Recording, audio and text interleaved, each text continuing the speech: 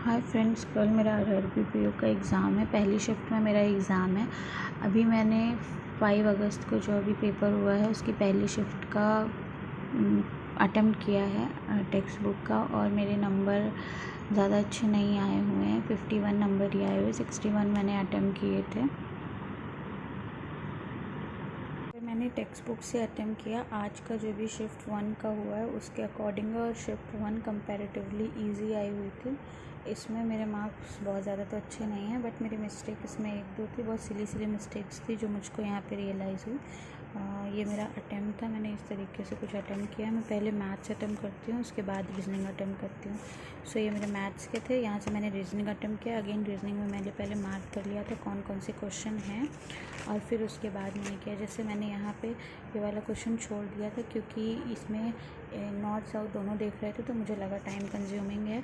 और फिर उसके बाद जैसे कि ये वाला था तो ये भी मुझे लगा कि 21 से काउंट करके फिर करना होगा, कंज्यूमिंग है। तो मैंने पहले सारे मार्क कर लिए थे, एंड देन उसके बाद जो मुझे लगा कि ईजी है, मैं कर सकती हूँ, वो मैंने किया था। मैंने अटेम्प्ट 61 किए थे, मेरे 10 गलत हो गए। 51 मेरे करेक्ट थे। आई थिंक ऐसा ही कुछ है, मुझे ध्यान नहीं आ रहा नंबर। हाँ, बट मेरी जो मिस्टेक्स थी वो बहुत सिली मिस्टेक्स थी जो मैंने नोटिस भी किया, और मैं उस पर ध्यान रखूँगी कल पेपर अटेम्प्ट करने के टाइम। अगर आज के पेपर का एनालिसिस देखें तो 4 शिफ्ट हुई थी। 4 शिफ्ट में से पहली शिफ्ट थोड़ी सी इजी थी। इजी नहीं कह सकते, इजी टू मॉडरेट थी, बट कंपैरेटिवली डूएबल थी बाकी तीनों के कंपैरिजन में। बाकी बात की जो 3 शिफ्ट हुई है वो जैसे जैसे शिफ्ट आगे बढ़ी है वो हार्ड हो गई है। एज़ यूजुअल ऐसा ही होता है, जो लास्ट की शिफ्ट होती है वो सबसे ज़्यादा हार्ड होती है फॉर ए डे, और पहली शिफ्ट सबसे ईजी होती है। और कहीं ना कहीं इसका नुकसान जो पहली शिफ्ट में बच्चे दे रहे हैं उनको भी होता है, क्योंकि शिफ्ट इजी होती है तो नॉर्मलाइजेशन का काफ़ी इम्पैक्ट पड़ता है। लास्ट ईयर मेरा सेम ऐसे ही हुआ था। अटेम्प्ट्स मेरे अच्छे थे, मुझे होप थी कि हो जाएगा RRB क्लर्क का, बट उसमें हुआ क्या, RRB क्लर्क और IBPS क्लर्क दोनों में ये सेम चीज़ हुई थी, बट नॉर्मलाइजेशन की वजह से उसमें मार्क्स कम हुए थे, और मेरे कट ऑफ से दोनों में ही एक में 1.25 कम रह गया था, एक में 1.75 कम रह गया था। वो भी नॉर्मलाइजेशन की वजह से ही, मुझे जहाँ तक लगता है, क्योंकि एक्यूरेसी मेरी ठीक थी उसमें। और एग्ज़ाम्स में मैंने ये चीज़ नोटिस की कि मेरी एक्यूरेसी ठीक रहती है। ST वगैरह में थोड़ा लीनियंटली करने की वजह से वो थोड़ी मोड़ी गलती हो जाती है, बट जो एग्ज़ाम्स और इसके पहले भी दिए हैं जिनमें प्री क्लियर हुआ है, या फिर मेंस के जो भी एग्ज़ाम्स दिए हैं मैंने, उसमें मेरी एक्यूरेसी काफ़ी अच्छी रही है। जितने अटैम्प्ट किए हैं ऑलमोस्ट सारे, या 1-2 की गलती हो जाती है।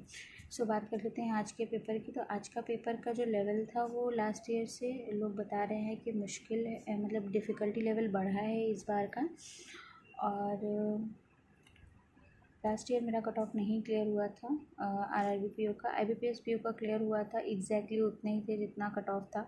सो लकीली उसमें क्लियर हो गया था, बट RRB नहीं हुआ था। उसके 1 साल पहले उसमें मैंने मेंस दिया था, तो उसी में मेरा इंग्लिश में 1 नंबर कम था। सो अभी इस बार कोशिश करना है, अपना बेस्ट देना है। जो भी हो गया अब कुछ कर नहीं सकते हैं। मॉर्निंग में पेपर है, फर्स्ट शिफ्ट में पेपर है। मैं अपना पेपर देने के बाद एनालिसिस शेयर करूँगी कैसा क्या रहता है। अभी बस शांत मन के साथ कुछ चीज़ें हैं, जो चीज़ आज के एनालिसिस से मैंने देखी है, और जो चीज़ मैं कोशिश करूँगी कि मैं एग्ज़ाम में उन सब चीज़ों पे ध्यान दूँ। जैसा कि choice of question, again choice of question very most important है। DI चूज़ करनी है, बहुत वाइजली DI चूज़ करनी है, अदरवाइज़ अगर गलत DI चूज़ कर ली तो बहुत ज़्यादा टाइम उसमें चला जाएगा। और दूसरी चीज़ मुझे एक बात ये भी आज से रियलाइज़ हुई, या फिर अभी तक जो भी मॉक मैंने दिए उसमें मुझे ये रियलाइज़ हुआ कि DI करने के चक्कर में हम अर्थमेटिक के जो इजी क्वेश्चंस हैं वो भी ध्यान नहीं देते, और होता क्या है फिर लास्ट में टाइम जब ख़त्म होने लगता है तो वो क्वेश्चन छूट जाते हैं। तो अगर मैथ्स में करते करते जो भी क्वेश्चंस अगर हम शिफ्ट कर रहे हैं, क्वेश्चन पे शिफ्ट कर रहे हैं, अगर उसमें कोई हमको इजी क्वेश्चन दिखता है, जैसे हमको स्पीड एंड बोर्ड का दिख जाता है, या एज का दिख जाता है, या फिर पाइप एंड सिस्टम का जो इजी, जो हमें लगता है डायरेक्टली हो जाएगा, उसको बीच बीच में करते रहना चाहिए, ताकि हमें 4 से 5 नंबर वो मिल जाए हमको। अदरवाइज़ वो इजी क्वेश्चंस पे ध्यान नहीं जाता और वो छूट जाते हैं। और उसके अलावा दूसरा जो मुझे रीजनिंग में समझ में आया कि रीजनिंग में जो 15 क्वेश्चन करने हैं मिसलिनियस और ये सब इनइक्वालिटी सिलॉग वाले, अब वो फिक्स तो रहता नहीं है कि सिलॉग आएगा या इनइक्वालिटी आएगी। Q1 Q2 भी आ सकता है, जहाँ तक मुझे उम्मीद है Q1 Q2 या फिर Q1 Q2 के फॉर्म में इनइक्वालिटी आनी है या फिर डाटा सफिशिएंसी आनी ही आनी है। सो वो सब है, उसको भी अटेम्प्ट करना है ताकि उससे थोड़ा सा नंबर बढ़ जाए।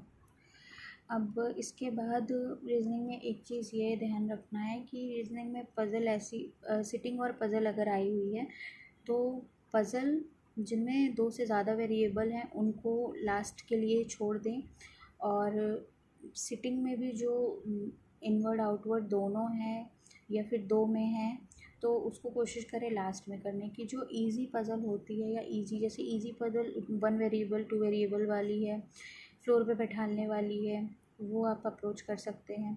फ्लोर में भी जब अगर फ्लैट वाली है तो उसको अवॉइड करें, अगर छोटी है तो कर सकते हैं, बट अगर थोड़ी लेंदी है तो उसको अवॉइड करें। इसके अलावा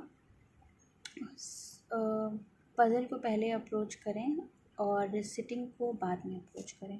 सो मुझे यही समझ में आया है। और भी एक चीज़ है कि मेंटली प्रिपेयर होके जाना है। सिलॉग थोड़े लेंदी आ रहे हैं जो एनालिसिस मैंने देखा है।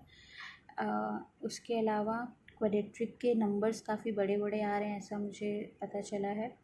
और डीआई भी कैलकुलेटिव थी, क्योंकि डीआई के जो क्वेश्चंस थे वो थोड़े बड़े बड़े थे। तो ये सारी चीज़ों का ध्यान रखना है पेपर में, और पैनिक नहीं होना है, बिल्कुल काम माइंड के साथ पेपर को अप्रोच करना है। सो ये था मेरा आज का एनालिसिस। बेस्ट ऑफ लक जिनका भी कल एग्ज़ाम है और जिन्होंने आज दिया है उनके लिए। अब एग्ज़ाम हो गया, अब स्ट्रेस लेने से कोई मतलब नहीं होगा। तो फिर अब आरआरबी असिस्टेंट है आगे, IBPS क्लर्क भी है, सो उसके लिए लगना है। And thanks for watching my video.